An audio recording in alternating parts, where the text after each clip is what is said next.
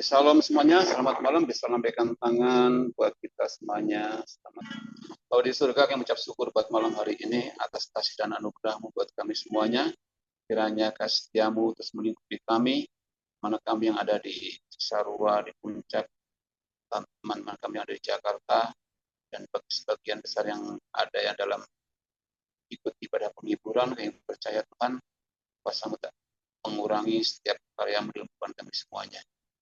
Malam hari ini kami mau belajar bersama-sama dalam Ustaz hamba-Mu, Pastor David Chang, yang akan mengajar buat kami, untuk kami berikan kami hikmat pengertian dalam Yesus. Haleluya. Amin.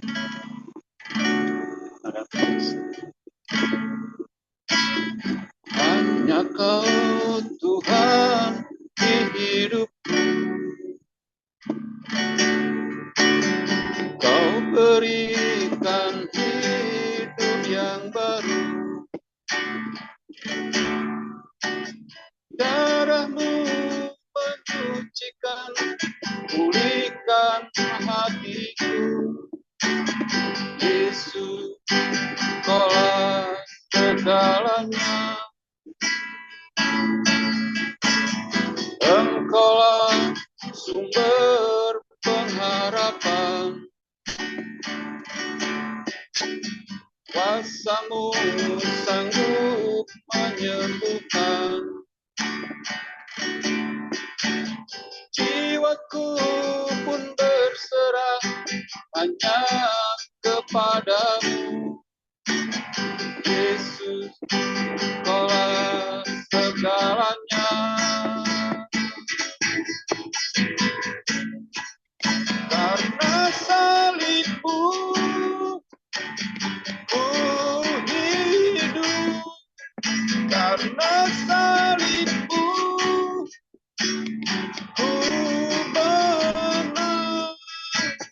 Engkau yang berkuasa, sanggup melakukan mujizat-Mu di hidupku. Ya.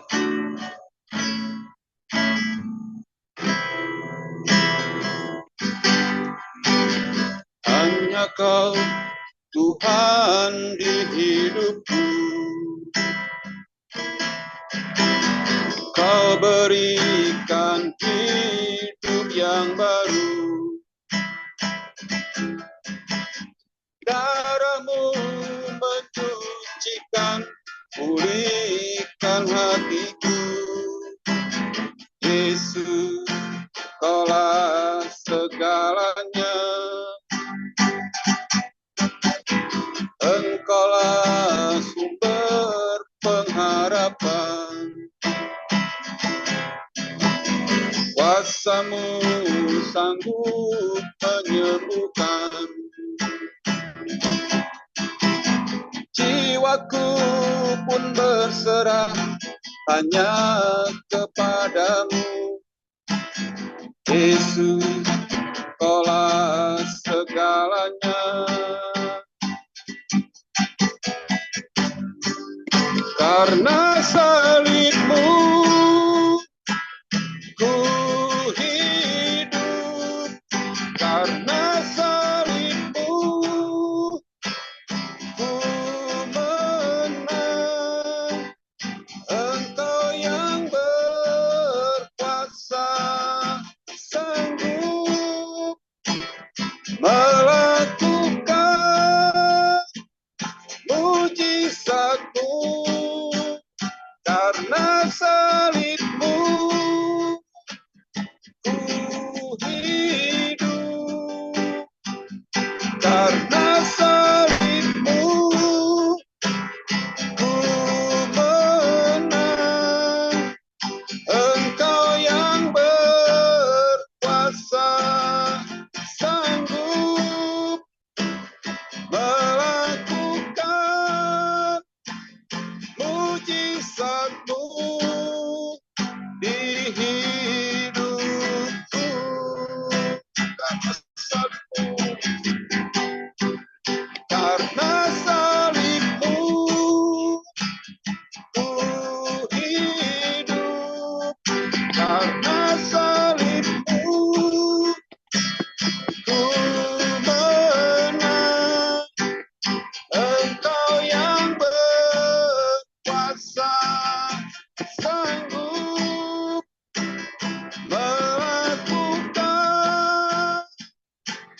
mujizatmu, karena salibmu ku hidup, karena salibmu ku menang. Engkau yang berkuasa, sanggup melakukan mujizatmu di hidupku.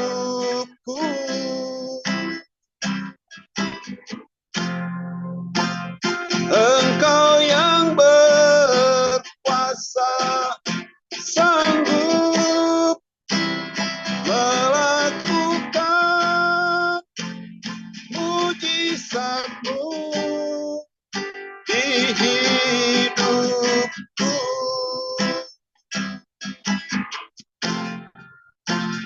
Engkau yang berkuasa, sanggup melakukan mujizatmu di hidupku.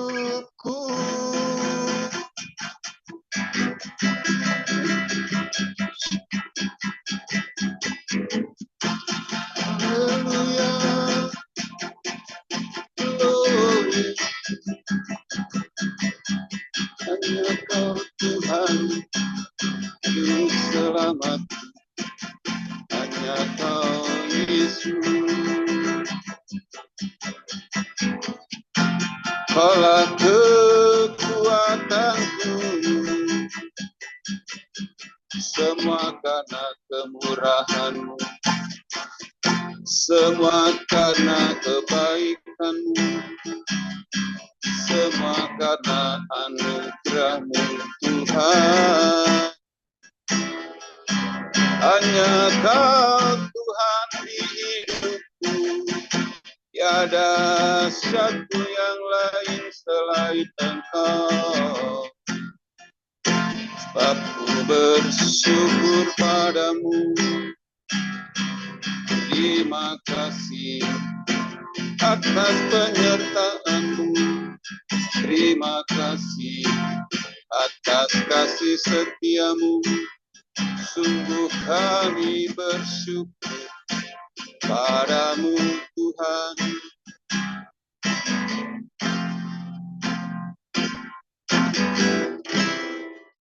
Hari ini kita sampai ke pengajaran yang sangat penting, dan salah satu topik yang paling penting di dalam Perjanjian Lama, di mana kita bisa belajar tentang pikiran dari Tuhan dan juga perasaan dari Tuhan.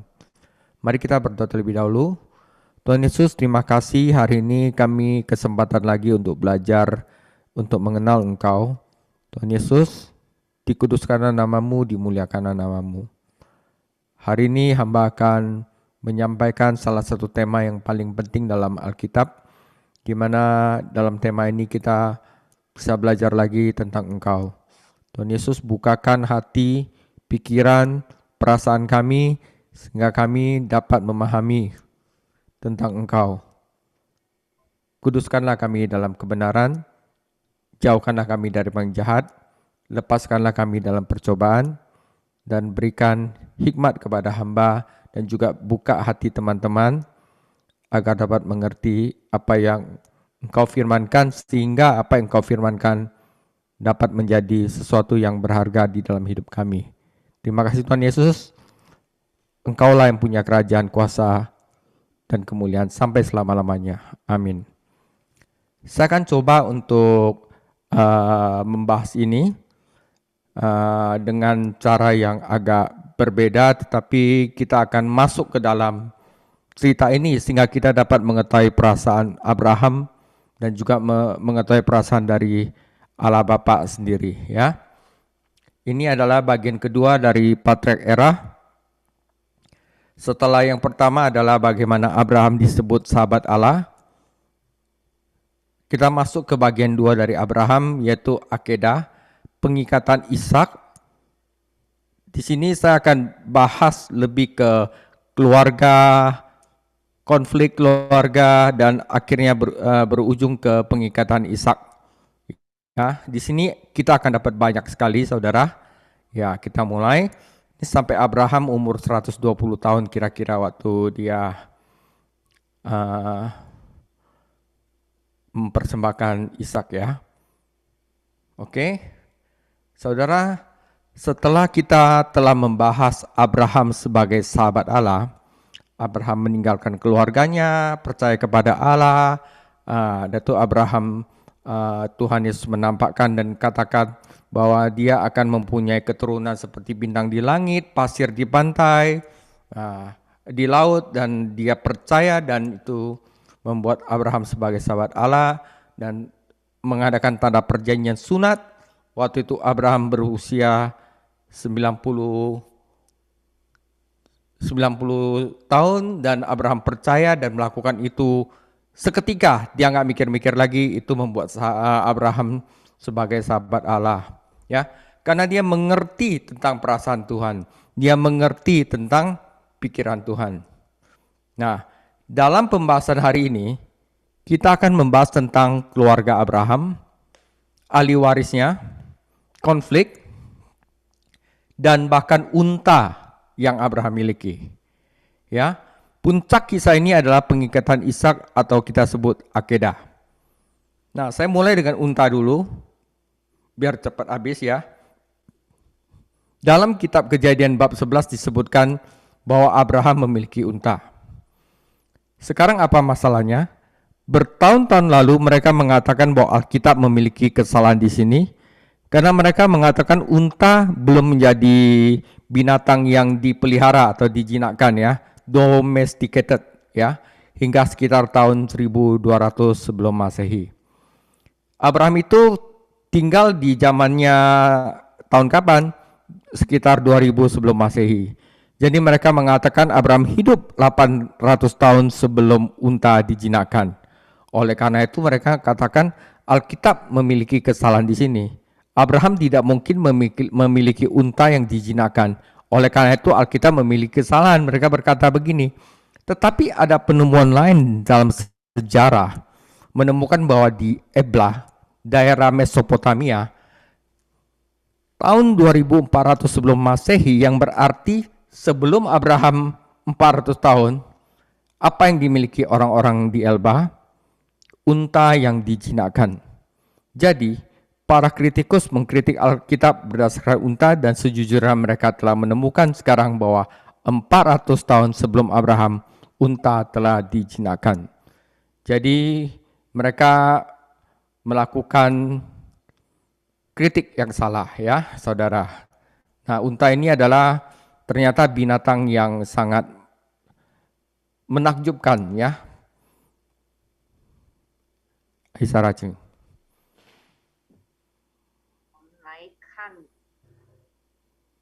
我们来看一下，在我们讨论的亚伯拉罕作为神的朋友之后，在今天的讨论中，我们将讨论家庭、继承人冲突，甚至亚伯拉罕拥有的骆驼。这个故事的高潮是以撒的结合，或者是阿克达。创世纪第12章记载亚伯拉罕有一头骆驼，现在有什么问题吗？许多年前他们说圣经在这里有一个错误，因为他们说骆驼直到公元前1200年左右才被驯化。亚伯拉罕的约会是什么时候？公元前2000年，所以他们说亚伯拉罕在骆驼被驯化之前生活了800年，因此圣经在这里有一个错误，亚伯拉罕不可能有驯养的骆驼，因此圣经有错误。但历史发现，公元前2400年的埃布拉比亚伯拉罕早了400年。埃布拉的人民拥有什么？驯养骆驼，因此批评家以骆驼为基础批评圣经。坦率地说，他们现在发现，甚至在亚伯拉罕之前400年，骆驼就已经被驯化了。 Oke, itu singkat untuk pendahuluan dan sedikit tentang unta. Kita akan mulai dengan hal Kejadian 15 ayat 2 sampai 4 dan Kejadian 16 ayat 1 sampai 2 ya. Pertama yang ini menyatakan bahwa Eliezer itu ahli waris Abraham, tetapi Tuhan bilang bukan. Ya, kita baca. Kejadian 15 ayat 2. Abram menjawab, "Ya Tuhan Allah, apakah yang akan Engkau berikan kepadaku? Karena aku akan meninggal dengan tidak mempunyai anak. Dan yang akan mewarisi rumahku ialah Eliezer orang Damsyik itu." Oke. Lalu kata Abram, "Engkau tidak memberikan kepadaku keturunan sehingga seorang hambaku nanti menjadi ahli warisku." Tetapi datanglah firman Tuhan kepadanya demikian, "Orang ini tidak akan menjadi ahli warismu, melainkan anak kandungmu, dialah yang menjadi ahli warismu." Oke. Nah, terus tetapi Sarah tidak mandul ya, tidak beranak. Kejadian 16 ayat 1. Adapun Sarai istri Abram itu tidak beranak, ia mempunyai seorang hamba perempuan orang Mesir, Hagar namanya. Berkatalah Sarai kepada Abram, "Engkau tahu Tuhan tidak memberi aku melahirkan anak, karena itu baiklah hampiri hambaku itu, mungkin oleh dialah aku mendapat memperoleh seorang anak." Dan Abram mendengarkan perkataan Sarai. 我们来看创世纪第15章2到4节，以及创世纪16章1到2节。亚伯兰说：“主耶和华啊，我竟无子，你还赐我什么呢？并且要承受我家业的是大马士人以利以谢。”亚伯兰又说：“你没有给我儿子，那生在我家中的人就是我的后子。”耶和华有话对他说：“这人必不成为你的后子，你本身所生的才成为你的后子。”亚伯兰的妻子撒来不给他生儿女。撒来有一个使女，名叫夏甲，是埃及人。撒来对亚伯兰说：“耶和华使我不能生育，求你和我的使女同房，或者我可以因他的孩子。”原文作被建立。亚伯兰听从了撒来的话。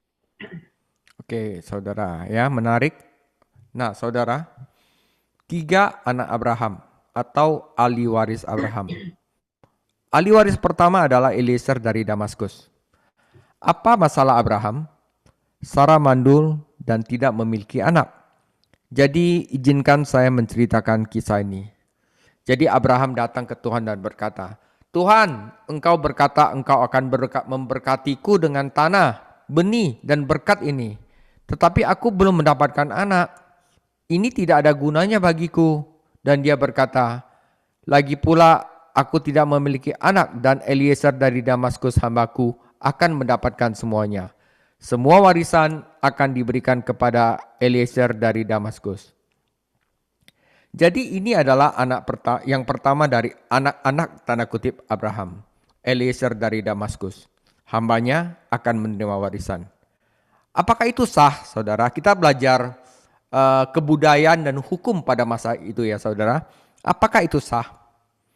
Dan jawabannya adalah iya, sah. Kita tahu dari hukum Hammurabi dan beberapa hukum kuno lainnya bahwa jika seseorang meninggal dan tidak memiliki anak, siapakah yang mendapatkan harta warisannya? Hambanya yang akan mendapatkan harta warisan. Jadi, ini mengikuti hukum kuno, yaitu hukum Hammurabi, bahwa Eliezer dari Damaskus akan mendapatkan warisan Abraham, saudara. Oke. 我们来看亚伯拉罕的3个孩子，就是亚伯拉罕的继承人。第一位的继承人是大马士人以利以谢。亚伯拉罕的问题是什么？撒拉不能生育，无法生育，所以让我告诉你这个故事。亚伯拉罕来到神面前说：“主啊，你说过要赐福给我这片土地，种子和祝福，但我却没有孩子，这对我来说没有任何用处。”他说：“而且我没有孩子，我的仆人大马士的以利以谢将拥有他们，所有的产业都将赐给大马士革的以利以谢。”所以这是亚伯拉罕的第一个孩子，他的仆人大马士革的以利以谢将继承遗产，那合法吗？答案是是的。我们从汉谟拉比法和其他几条古代法律中知道，如果一个人死了并没有孩子，谁将继承他的遗产？他的仆人将继承遗产。因此，按照古老的法律，大马士革的以利以谢将继承亚伯拉罕的遗产。 Oke, jadi menurut hukum kalau Abraham tidak mempunyai anak, hambanya sah memiliki warisan Abraham. Oke, sekarang kita masuk ke anak kedua dari Abraham, yang ini anak kandung tetapi dari Hagar ya. Kejadian 16 ayat 4-9. Abram menghampiri Hagar, lalu mengandunglah perempuan itu. Ketika Hagar tahu bahwa ia mengandung, maka ia memandang rendah akan nyonyanya itu. Berkatalah Sarai kepada Abram, "Penghinaan yang kuderita ini adalah tanggung jawabmu. Akulah yang memberikan hambaku ke pangkuanmu, tetapi baru saja ia tahu bahwa ia mengandung, ia memandang rendah akan aku. Tuhan kiranya yang menjadi hakim antara aku dan engkau." Kata Abram kepada Sarai, "Hambamu itu di bawah kekuasaanmu. Perbuatlah kepadanya apa yang kau pandang baik." Lalu Sarai menindas Hagar sehingga ia lari meninggalkannya. Lalu malaikat Tuhan menjumpainya dekat satu mata air di padang gurun, yaitu dekat mata air di jalan ke Syur. Katanya, "Hagar, hamba Sarai, dari manakah datangmu dan kemanakah pergimu?" Jawabnya, "Aku lari meninggalkan Sarai, nyonyaku." Lalu kata malaikat Tuhan itu kepadanya, "Kembalilah kepada nyonyamu, biarkanlah engkau ditindas di bawah kekuasaannya."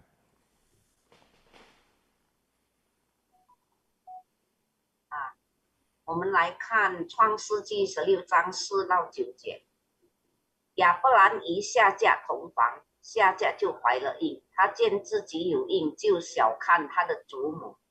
撒来对亚伯兰说：“我因你受气，我将我的使女放在你怀中。”他见自己有了孕，就小看我。愿耶和华在你我中间判断。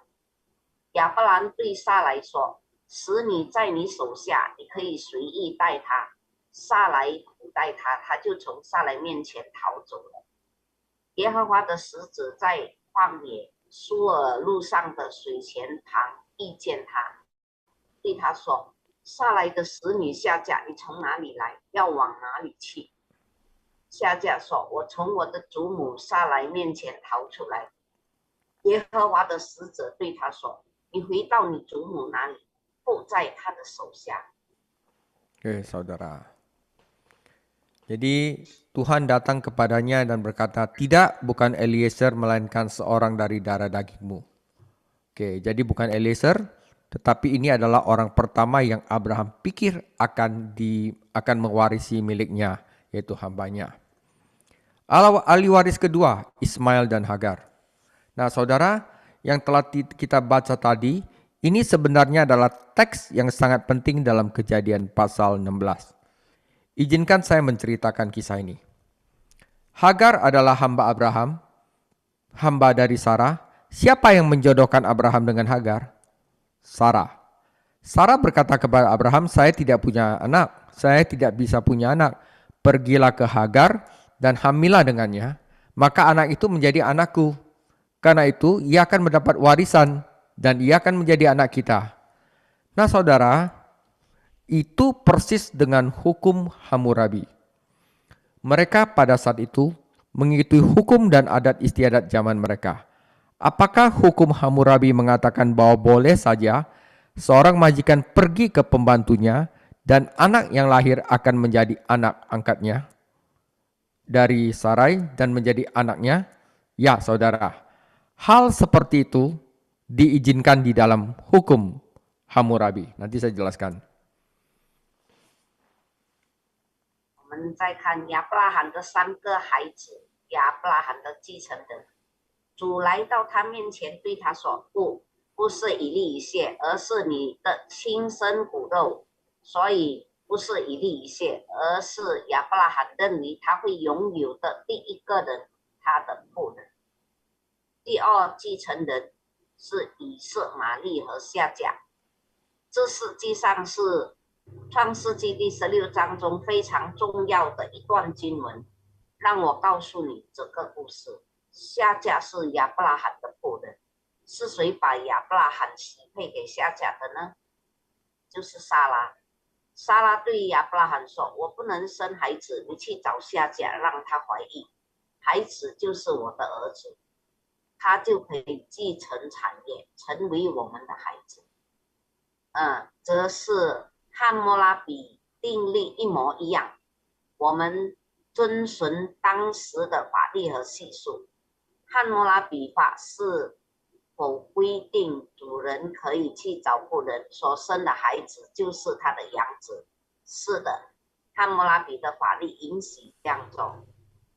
Oke, jadi apa yang dilakukan Abraham itu kita harus consider dengan budaya saat itu, yaitu hukum Hammurabi dari Babilonia. Oke, saya akan sedikit sharing kode hukum Hammurabi. Ya. Kode hukum Hammurabi adalah salah satu tulisan tertua yang berhasil diterjemahkan, diuraikan di dunia. Nah, di sini ditulis sekitar tahun 2000 sebelum Masehi, zaman Abraham, dan memuat kode hukum dari Babilonia kuno di Mesopotamia. Ya. Kitab undang-undang tersebut terdiri dari 282 hukum dan hukuman yang bervariasi berdasarkan status sosial. Mereka ada budak, orang merdeka, dan orang elit atau pemilik properti. Ya. Beberapa orang menganggap kitab undang-undang tersebut sebagai bentuk awal pemerintahan konstitusional, sebagai bentuk awal praduga tak bersalah, dan sebagai kemampuan untuk mengajukan bukti dalam kasus seseorang. Hukum utama yang tercakup dalam kitab undang-undang tersebut meliputi tentang fitnah, perdagangan, perbudakan, tugas pekerja, pencurian, tanggung jawab, dan perceraian. Jadi hampir setengah dari kitab undang-undang tersebut berfokus pada kontrak, ya, perjanjian, dan sepertiganya pada hubungan rumah tangga. Jadi ada 3 kelas sosial, yaitu pemilik properti seperti Abraham, yaitu orang elit. Ada kelas kedua yaitu orang merdeka, skenu, dan ada menjadi budak, ya, hamba, ya, seperti Hagar, yaitu Ardu. Wanita memiliki hak yang terbatas dan sebagian besar didasarkan pada kontrak pernikahan dan hak perceraian. Jadi ini adalah sedikit tentang kode hukum Hammurabi. 我们来看这个汉谟拉比法典。汉谟拉比法典是世界上最古老或是著作之一，大约写于公元前2000年，包含来自美索不达米亚、古代巴比伦的法律法规。该法典由282条法律组成。惩罚措施根据社会地位、奴隶、自由人和财产所有者而有所不同。有些人认为该法典是宪政的早期形式，无罪推定的早期形式，以及在案件中提供证据的能力。该法典涵盖的主要法律包括赔谤、贸易、奴隶制、劳动义务、盗窃、自认和离婚。近一代的代码关注合同，1/3关注国内关系。社会分为3个阶层：阿梅路精英、穆斯盖努就是自由人，和阿杜就是奴隶。妇女的权利有限，而且大多数权利都是基于结婚合同和离婚权利。Oke, saudara. Jadi dengan ini kita tahu bahwa Hagar itu kawin sama Abraham dianggap properti untuk melahirkan anak, dan anak itu menjadi anak Abraham dan Sarah. Oke. Dan sekarang kita lihat budaya dan moral ya. Sekarang Anda berkata, wah, Abraham ini selingkuh dari Sarah. Apakah Abraham selingkuh dari Sarah? Nah, kita lihat dari budaya zaman dulu ya. Nah, apakah Sarah melihatnya seperti itu? Tidak. Apakah Abraham melihatnya seperti itu? Tidak. Jadi pada dasarnya Anda mendapatkan bahwa Anda harus meletakkan dalam konteks Hagar itu hanya istri pengganti, seperti sebuah komoditi untuk menggantikan ketidakbisaan dari Sarah. Itu bukan perselingkuhan terhadap istrinya. Istrinya yang mengaturnya. Hagar adalah istri pengganti. Jelas ya saudara ya. Dan itu dibolehkan di dalam hukum Hammurabi, budaya saat itu. Apakah ada masalah setelah itu, setelah Sarah menyerahkan Hagar ke pangkuan Abraham, suaminya? Apakah ada kecemburuan antara Hagar dan Sarah? Ya. Apakah ini berarti Tuhan menyetujui ini? Atau apakah ini yang mereka lakukan dalam budaya mereka? Apakah ada hal-hal yang dicatat di dalam Alkitab yang tidak selalu mengatakan ini akan berlaku sepanjang masa? Apakah hal ini masih berlaku pada zaman ini, di mana seorang laki-laki kalau istrinya itu tidak bisa melahirkan, dia bisa pakai perempuan lain untuk mendapatkan anak? Tidak berlaku saat ini, saudara. Jadi itu bagian dari budaya mereka, dan itu tidak dimasukkan untuk diuniversalkan saat ini.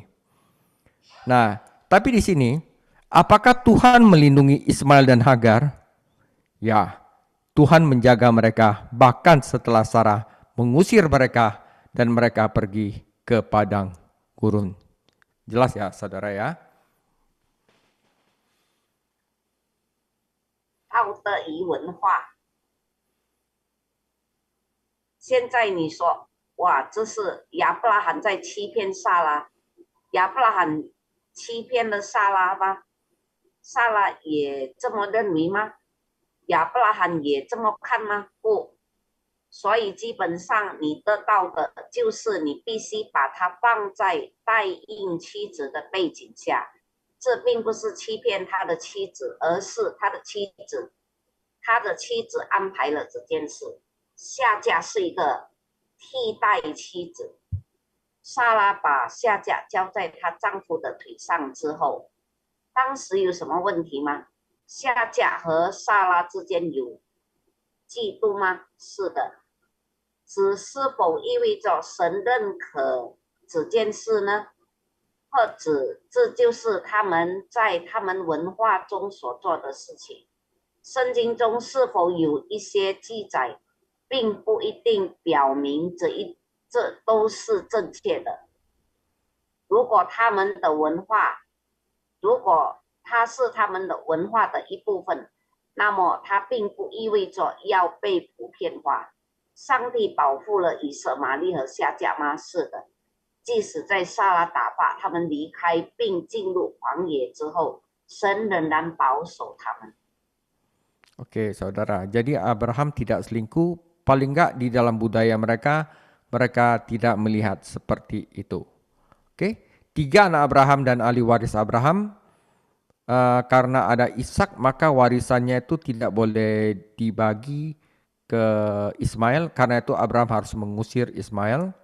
Oke. Dan inilah adalah ahli waris ketiga, di mana ini adalah putra perjanjian Ishak.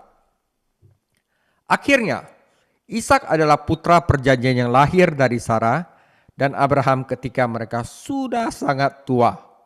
Ya, 100 tahun ya si Abraham Sarah 90 tahun. Apa arti nama Ishak? Ishak berarti tertawa. Sarah tertawa. Apakah Abraham juga tertawa? Dia pun juga tertawa.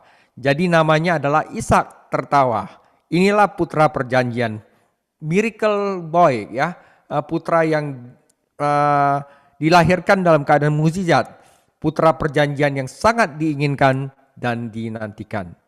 Nah, saudara, sampai saat titik ini di dalam kitab Kejadian, Tuhan datang kepada Abraham dan Tuhan adalah pemberi janji yang agung. Dia mengulang-ulang janjinya ya. Dari umur 75 Abraham sampai umur 100, dia adalah pemberi janji yang agung. Dia datang kepada Abraham dan setiap kali dia datang ke Abraham dia berkata, Abraham, Abraham, aku akan memberimu seorang putra, aku akan memberimu banyak keturunan, sebanyak bintang di langit seperti pasir di laut. Tuhan terus mengulangi janji perjanjian itu ulang-ulang sampai Ishak lahir di Kejadian 21 ayat 2. Maka mengandunglah Sarah, lalu ia melahirkan seorang anak laki-laki bagi Abraham dalam masa tuanya. Pada waktu yang telah ditetapkan sesuai dengan firman Allah kepadanya, Abraham menamai anak yang baru lahir itu Ishak yang dilahirkan Sarah baginya. 亚伯拉罕的第三个孩子，亚伯拉罕的继承人，第三个继承人，诺言之子，就是以撒，这是神应许的。最后，以撒是撒拉和亚伯拉罕在年老时所生的应许之子。以撒这个名字有什么含义？以撒的意思是笑，撒拉笑了，亚伯拉罕也笑了吗？他也笑了。所以他的名字叫以撒，笑只是应许之子，是万众渴望和渴望的应许之子。创世纪的这一点为止，神已经临到亚伯拉罕，并且神是伟大的应许赐予者。他来到亚伯拉罕面前，每次他来到亚伯拉罕面前，他就说：“亚伯拉罕，亚伯拉罕。”我会给你一个儿子，我会给你很多子孙，像天上的星星、海边的沙一样多。我会给你这片土地，这片应许之地。神不断重复圣约的应许。创世纪21章2节，当亚伯拉罕年老的时候，撒拉怀了孕，到神所说的日期，就给亚伯拉罕生了一个儿子。亚伯拉罕给撒拉所生的儿子起名叫以撒。Oke, saudara. Nah, sampai saat ini Tuhan adalah pemberi janji, tetapi sampai Kejadian 22, Tuhan adalah seorang mencoba mentesting Abraham. Nah, di sini mulai seru. Puncaknya ada di sini. Kejadian 22 ayat 1 sampai 3. Ya. Setelah semuanya itu, ya, Allah telah menepati janjinya memberikan Ishak. Abraham mempunyai ahli waris. Setelah semuanya itu Allah mencoba Abraham. Ia berfirman kepadanya, Abraham. Lalu sautnya, ya Tuhan. Firman-Nya, saudara perhatikan baik-baik. Ambillah anakmu yang tunggal itu, yang engkau kasihi, ya, yakni Ishak, pergilah ke tanah Moria dan persembahkanlah dia di sana sebagai korban bakaran. Habis saudara, pada salah satu gunung yang akan kukatakan kepadamu. Oke, keesokan harinya pagi-pagi. Kata keesokan harinya pagi-pagi itu penting. Abraham itu nggak mikir dulu. Seminggu dulu lah, minggu tentang kau pikir dulu ya. Enggak, dia langsung keesokan harinya pagi-pagi bangunlah Abraham. Ia memasang pelana keledainya dan memanggil 2 orang bujangnya beserta Ishak anaknya. Ia juga membelah kayu untuk korban bakaran itu. Lalu berangkatlah ia dan pergi ke tempat yang dikatakan Allah kepadanya. Nah saudara, saya mau ajak saudara untuk masuk ke dalam cerita ini. Apakah ada yang menyebutkan perasaan Abraham di sini? Apakah dikatakan Abraham sangat sedih? Tidak kan ya saudara? Tidak ada. Abraham bangun pagi, ya. Kata keesokan hari pagi-pagi itu penting karena Tuhan ngomong sama Abraham, dia nggak mikir lagi tuh, ya. Abraham bangun pagi, memasang pelana pada keledainya, memotong kayu. Tidak dikatakan tidak ada perasaan apapun. Dia hanya menaati Tuhan. Dia menaati Tuhan. Tidak ada tempat untuk perasaan. Teks ini bahkan tidak menyebutkan pergumulan yang dialami Abraham. Itu tidak penting. Dia hanya menaati Tuhan. Nah, saya ingin tanya pertanyaan, apakah itu benar? Tidak, saudara. Itu tidak benar. Ya. Nah,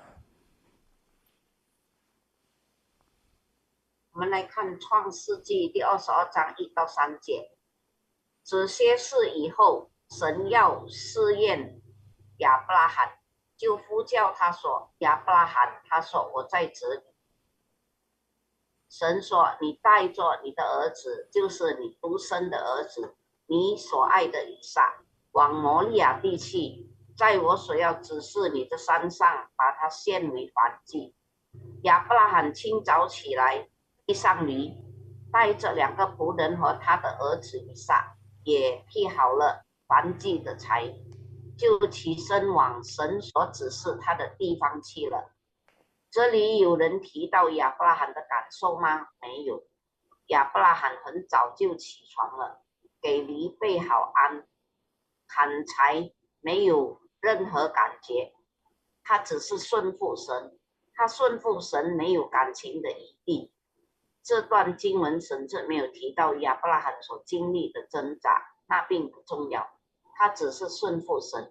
问题，这是真的吗？不，那不是真的。 Oke. Rahasianya di sini, saudara. Kita bahas perasaan Abraham yang tidak ditulis sama sekali di Alkitab, ya.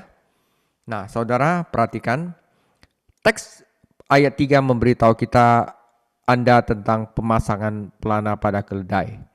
Apakah Anda peduli apakah dia memasang pelana pada keledainya? Tidak, saudara. Teks mengatakan dia memotong kayu. Apakah Anda peduli bahwa dia memotong kayu atau tidak? Tidak. Apakah Anda peduli bahwa dia membawa 2 orang pelayan bersamanya? Apakah ini penting, saudara? Anda tidak peduli. Justrulah kata-kata ini, teks ini mengundang Anda untuk memahami teks ini. Memberi Anda semua ruang, mengundang Anda untuk bertanya, siapakah yang akan mengisi perasaan Abraham dalam narasi ini? Membaca, saudara. Kita yang membaca itu, kita yang memikirkan sebenarnya perasaan Abraham itu seperti apa. Sehingga Anda dapat merasakan apa yang dirasakan Abraham. Saya pikir itu adalah undangan yang memberi Anda ruang untuk bertanya pada diri sendiri. Bagaimana perasaan Anda jika Tuhan meminta Anda untuk menyerahkan putra Anda atau putri Anda? Mungkin Abraham berpikir bahwa bahkan jika dia membunuhnya, Tuhan akan membangkitkannya dari kematian. Ya, kita bisa karena kita tahu Tuhan bisa membangkitkan Yesus dari kematian. Sekarang apakah itu cukup bagus karena tidak mengetahui apapun tentang Yesus pada waktu itu? Apakah Abraham ini percaya kepada Tuhan? Ya, Abraham mengambil kayu dan korban bakaran yaitu Ishak, lalu ia turun dan kemudian Ishak muncul dan Ishak hendak mengucapkan beberapa kata yang emosional juga, ya. Nanti kita akan lihat. 我们来看亚伯拉罕的感受。这篇文章告诉你如何给驴子安装马鞍。你关心他是否给驴备鞍吗？他砍木头，你管他砍不砍柴吗？你介意他带了2个仆人吗？你不在乎。本文邀请你理解本文。给你所有的空间，并邀请你问，谁将在这个述说中填补亚伯拉罕的感情？读者，所以你可以感受到亚伯拉罕的感受。我认为只是一个邀请，让你有空间问自己：如果上帝要求你放弃你的儿子，你会有什么感觉？也许亚伯拉罕认为，即使他杀了他，神也会使他从死里复活。那么当时对耶稣一无所知就够了吗？这个人相信上帝吗？亚伯拉罕拿做木材和燔祭就下去了，然后以撒出现了。以撒正要说几句话。 Oke saudara, kita lihat firman Tuhan lagi tentang apa yang Ishak tanya. Kejadian 22 ayat 7 sampai 12. Lalu berkatalah Ishak kepada Abraham, ayahnya, "Bapak," saud Abraham, "Ya anakku." Bertanyalah ia, "Di sini sudah ada api dan kayu, tetapi di manakah anak domba untuk korban bakaran itu?" Saud Abraham, "Allah akan menyediakan anak domba untuk korban bakaran baginya, anakku." Demikianlah keduanya berjalan bersama-sama. Sampailah mereka ke tempat yang dikatakan Allah kepadanya. Lalu Abraham mendirikan mezbah di situ, disusunnyalah kayu, diikatnyalah Ishak anaknya itu, dan diletakkan di atas mezbah itu, di atas kayu api. Sudah itu Abraham mengulurkan tangannya, lalu mengambil pisau untuk menyembelih anaknya. Tetapi berserulah malaikat Tuhan dari langit, katanya, "Abraham, Abraham." Sautnya, "Ya Tuhan."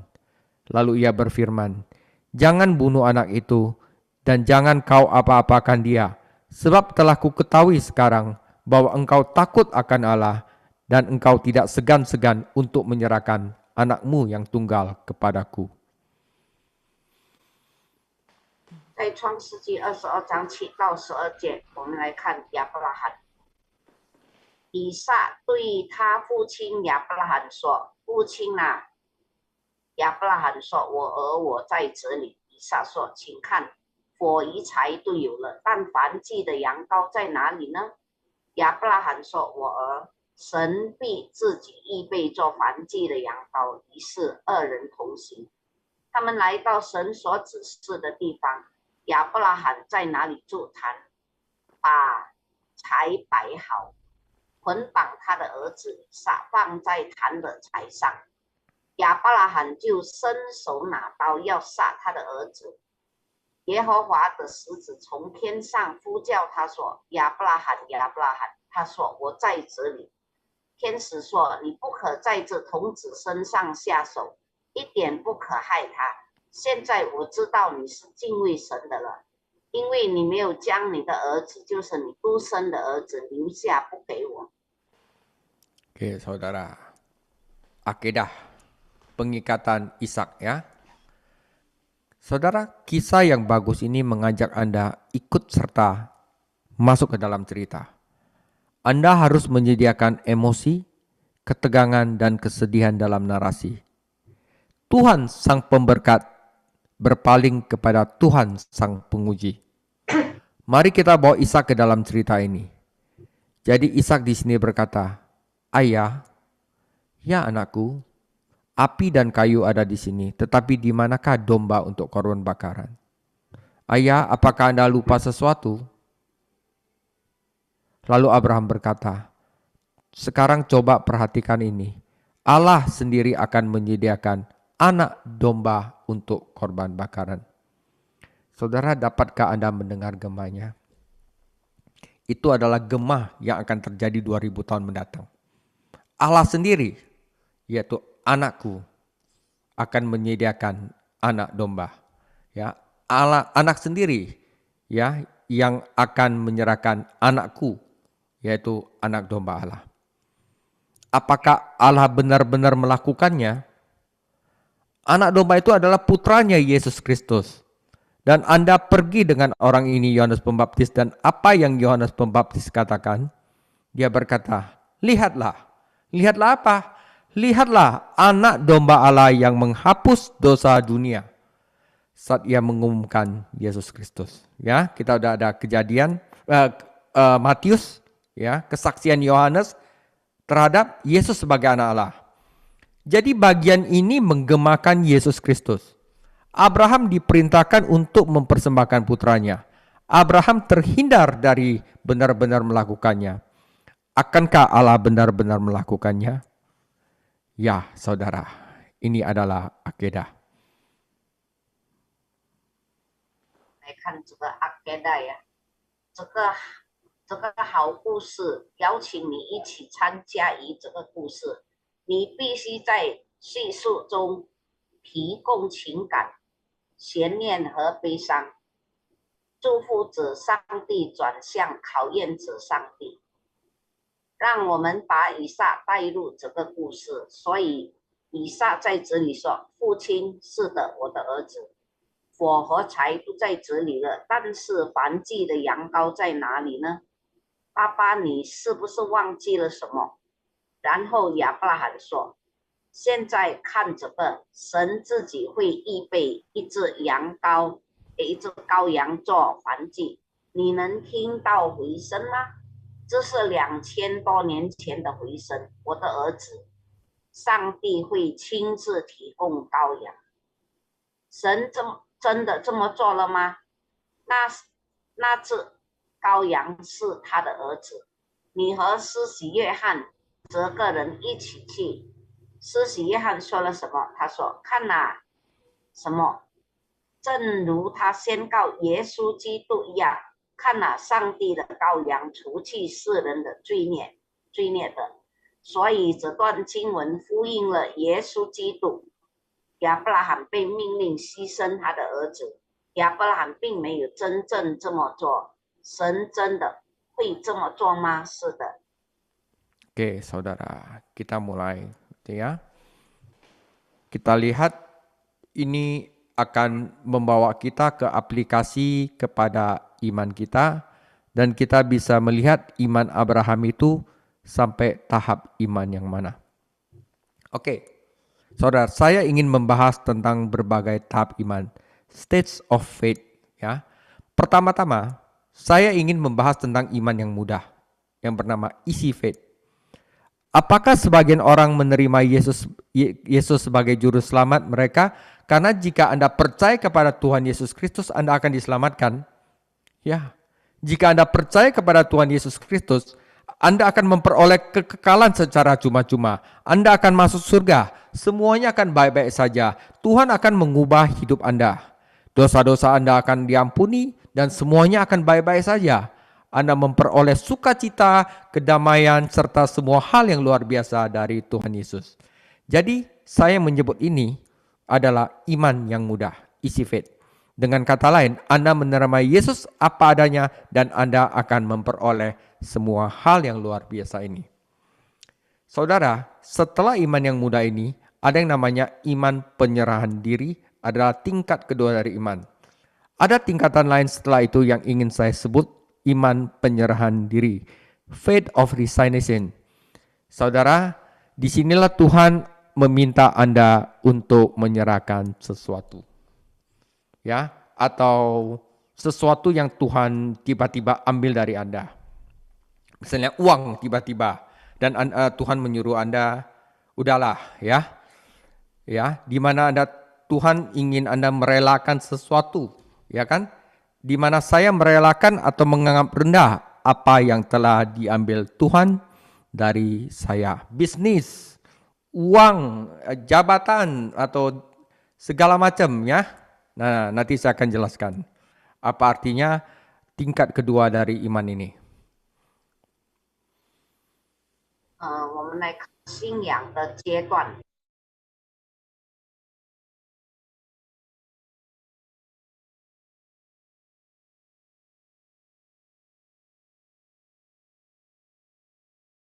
因为如果你相信主耶稣基督，你就会得救。如果你相信主耶稣基督，你将免费获得永恒，你会去天堂，一切都好。神改变你的生活，你的罪被宽恕，一切都好。你从耶稣那里得到喜乐、平安以及所有这些奇迹的事情，所以我喜欢称之为简单的信仰。换句话说，你接受耶稣本来的样子，你就会拥有的所有这些奇妙的东西。之后还有另一个层次，我喜欢称之为放弃的信仰，这就是神要求你放弃一些东西的地方。我感受和逼是神从我身上夺走的东西。Oke, saudara. Iman yang kedua ini Tuhan minta ada sesuatu yang kalau Anda ingin benar-benar menyembah saya, Anda harus tinggalkan hal ini, saudara. Seperti contohnya di Paulus ini ya. Paulus berkata, Filipi 3:7, tetapi apa yang dahulu merupakan keuntungan bagiku, sekarang kuanggap rugi karena Kristus. Malahan segala sesuatu kuanggap rugi karena pengenalan akan Kristus Yesus Tuhanku lebih mulia daripada semuanya.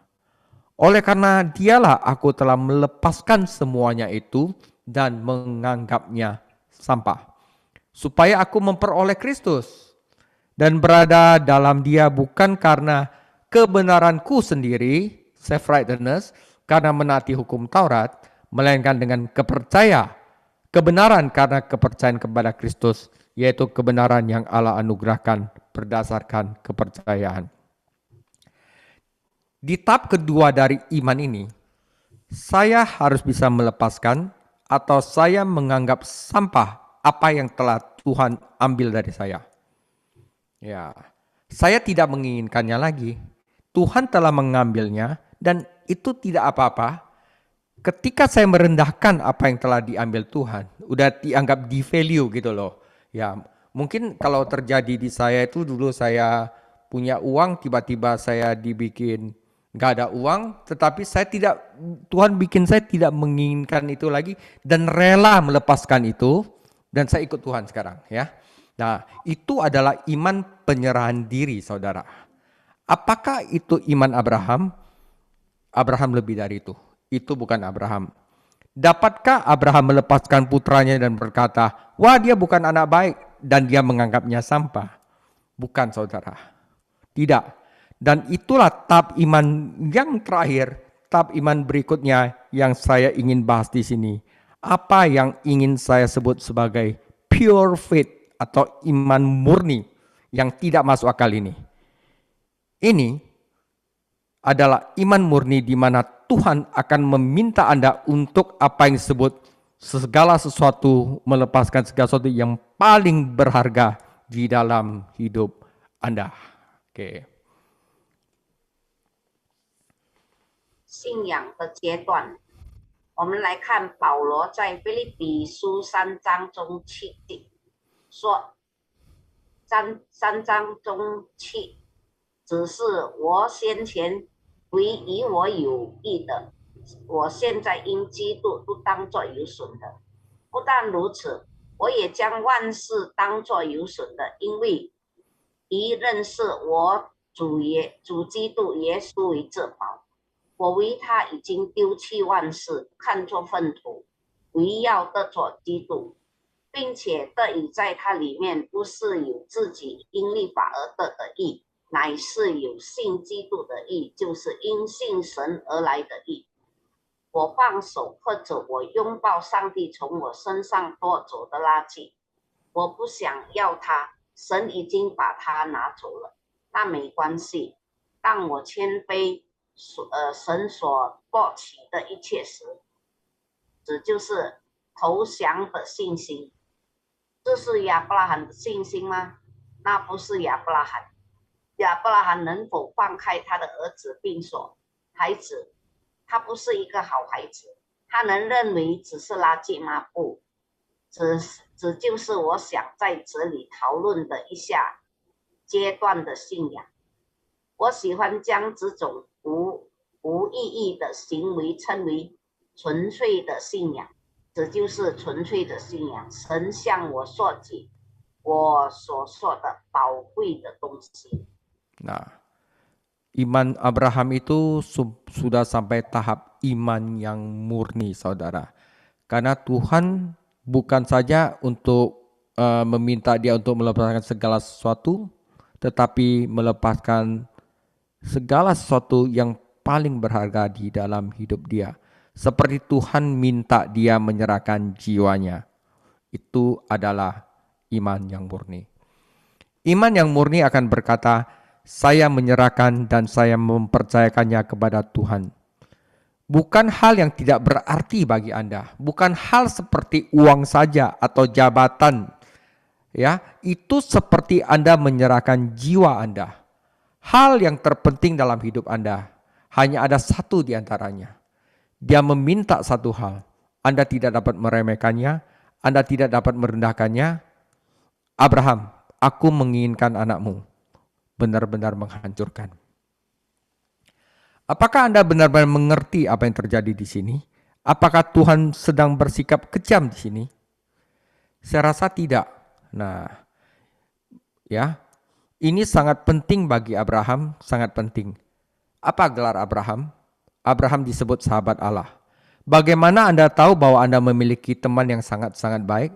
Apakah teman yang baik tahu apa yang Anda rasakan? Apakah seorang sahabat yang baik mengenal Anda, baik, buruk, dan jelek? Apakah seorang sahabat yang baik mengenal Anda luar dalam? Apakah seorang sahabat yang baik bersimpati dengan luka dan penderitaan Anda? Akankah seorang sahabat yang baik mengenal Anda dalam kesedihan? Apa yang dilakukan seorang sahabat yang baik? Akankah seorang sahabat baik ketika Anda berduka memberi Anda nasihat? Jika seseorang terluka, apa Anda memberi mereka nasihat? Bukan? Salah. Anda berduka bersama mereka yang berduka. Apakah Anda memiliki teman yang tahu cara berduka bersama Anda? 这还是信仰的阶段，纯粹的信仰会说：“我放弃他，并将其托付给上帝。”这对你来说并不是什么小事。这就像你放弃了你的灵魂吗？你一生中最重要的事情只有一件，他要求的就是这一件事，你不能低估他，你不能贬低他。亚伯拉罕，我想要你的孩子，绝对是毁灭性的。你真的明白这是怎么回事吗？难道老天在这里很残忍吗？我不这么认为。这对亚伯拉罕来说非常重要，非常重要。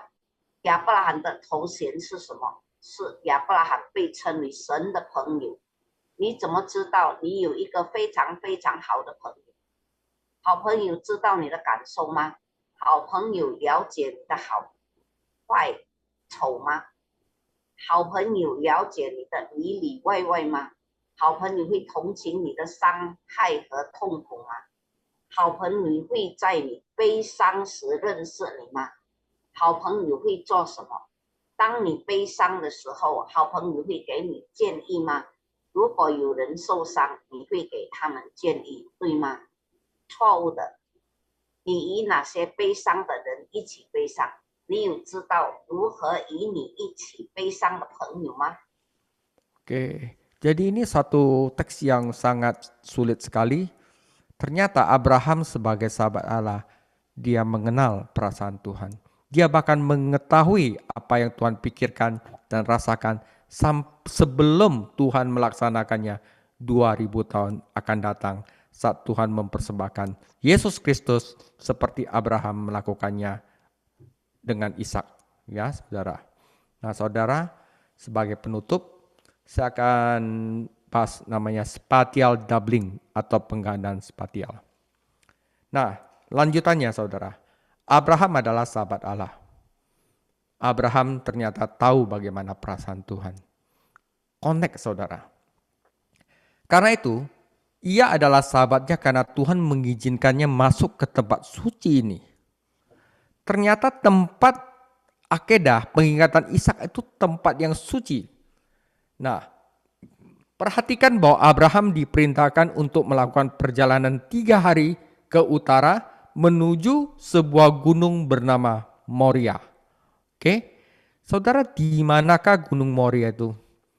Di Yerusalem. Jadi pada waktu itu gunung Moria itu di Yerusalem.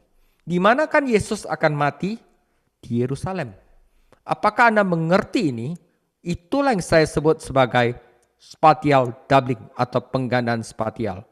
Saya ingin menyebutnya penggandaan spatial di mana hal yang sama terjadi. Apa yang terjadi di Ishak akan terjadi ketika Allah mempersembahkan anaknya Yesus Kristus di tempat yang sama. Abraham mengerti perasaan Allah, ya. Itu semacam deja vu. Jadi Tuhan membawa Abraham ke Gunung Moria di Yerusalem dan itu benar-benar luar biasa. Jadi saya pikir Tuhan telah menentukan tempatnya dan berkata, Abraham, aku ingin kau berada di tempat yang sama di mana anakku akan dikorbankan 2000 tahun kemudian. Jadi pergilah ke tempat yang akan dikorbankan di tempat ini. Saudara, tempat di mana jadi pembahasan dalam seri pembelajaran ini adalah tempat di mana God's plan of man salvation, di mana Tuhan menebus umat manusia. Tuhan Yesus memberkati. 最后的结论，空间培真。亚伯拉罕是神的朋友，亚伯拉罕知道神的感受，因此他是他的朋友。因为上帝允许他进入这个圣地，请注意，亚伯拉罕奉命向北旅行3天，到达一座名叫摩利亚的山。摩利亚山在哪里？就是在耶路撒冷。耶稣会死在哪里？耶路撒冷。你明白这一点吗？这就是我所说的空间加倍。我喜欢称之为空间加倍，同样的事情发生，一种似曾相识的感觉。神带亚伯拉罕到耶路撒冷的摩利亚山，这确实是非凡的，所以我认为他界定了地点，并说亚伯拉罕，我希望你在2000年后，我的儿子将被献祭的地方，所以去这个地方献祭的地方，神救赎人类的地方。 Amin. Ya, jadi jelas ya, itu rahasia dari keluarga Abraham. Minggu depan kita akan 2 minggu lagi kita akan selesaikan tentang Abraham, yaitu pembahasannya adalah Sodom dan Gomora sebagai intinya dan sisa-sisa yang belum saya bahas dalam Abraham. Setelah itu baru kita masuk ke dalam Ishak. Tuhan Yesus memberkati. Karena salibmu ku hidup, karena salibmu ku menang. Engkau yang berkuasa, sanggup melakukan mujizatmu. Karena salibmu ku hidup, karena salibmu ku menang. Engkau yang berkuasa, sanggup melakukan mujizatmu di hidupku.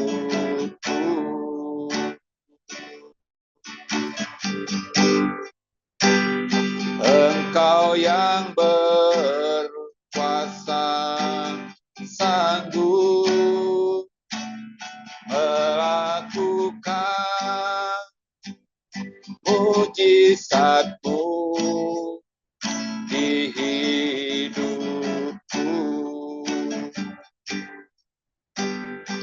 Engkau yang berkuasa, sanggup melakukan mujizatmu mujizat-Mu di hidupku.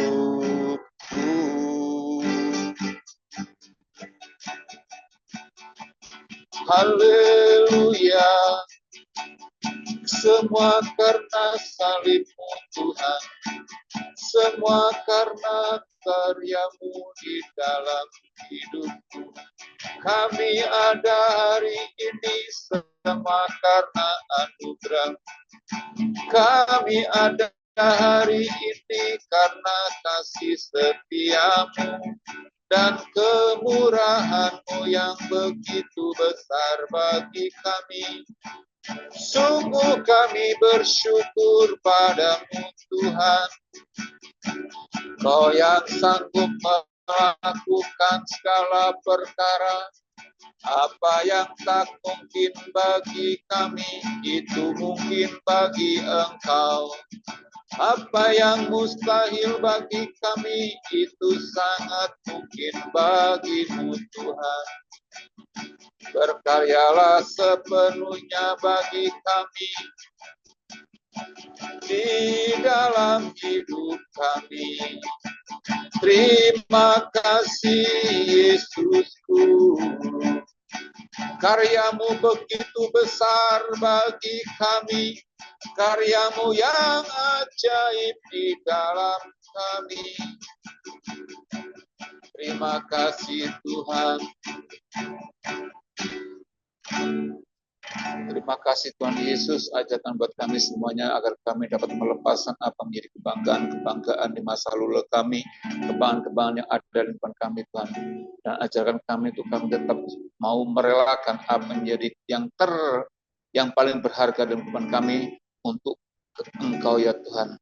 Sebab Engkau yang telah mencurahkan darah-Mu, Kau telah melepaskan nyawa-Mu untuk kami semuanya ini. Sehingga kami beroleh hidup sampai hari ini. Kami masih ada semua karena kasih dan anugerah-Mu ya Tuhan. Terima kasih, kami sungguh bersyukur buat malam hari ini. Oleh karena karya-Mu yang begitu besar di kayu salib, yang menjadikan kami kuat dan mampu sampai hari ini. Terima kasih berkati hamba-Mu Pastor David Chang yang mengajar buat kami semuanya. Sehingga malam hari ini kami boleh belajar bagaimana kami memiliki iman yang luar biasa, iman yang murni kepada Engkau. Dalam nama Tuhan Yesus, berkati hamba-Mu dalam pelayanan, berkati hamba-Mu di dalam pekerjaannya, bahkan dalam rumah tangganya, sehingga hamba-Mu ini menjadi berkat dimanapun hamba berada. Terima kasih Tuhan, tambahkan terus urapan, hikmat, wahyuan daripada Roh Kudus mengalir dalam kehidupannya. Di dalam nama Tuhan Yesus. Juga buat kami semuanya malam hari ini yang dalam kelas ini, kiranya Engkau juga memberikan hikmat bagi kami, agar kami boleh melihat setiap teladan-teladan yang diajarkan oleh setiap tokoh-tokoh iman pendahulu kami. Lebih lagi seperti Abraham yang telah menyerahkan sumpah yang terbaik bagi Engkau ya Tuhan. Ajarkan kami juga untuk kami bisa melepaskan apa saat ini menjadi kebanggaan bagi kami. Terima kasih. Terima kasih buat malam hari ini. Kami mau mengakhiri ibadah kami, kiranya kami meminta berkat yang daripada Engkau. Mari kita angkat tangan, dari terima berkat dari Tuhan. Semoga Allah damai sejahtera menguduskan kita sepenuhnya. Semoga tubuh, jiwa, roh kami, serta iman kami terpelihara sempurna sampai kedatangan Tuhan Yesus kedua kalinya. Dan kasih karunia Tuhan Yesus selalu menyertai kita selama-lamanya. Amin.